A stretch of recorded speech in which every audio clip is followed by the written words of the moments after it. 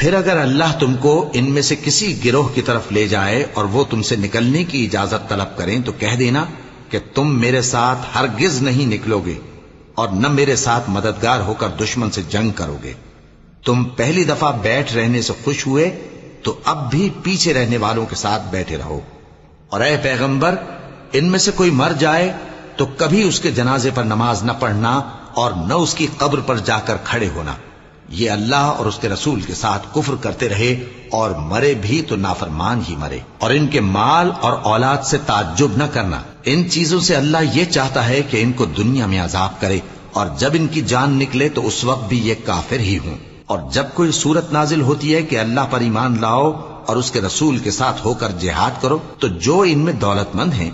وہ تم سے اجازت طلب کرتی ہیں اور کہتے ہیں کہ ہمیں تو رہنے ہی دیجئے کہ ہم بیٹھ رہنے والوں کے ساتھ ہو جائیں۔ یہ اس بات سے خوش ہیں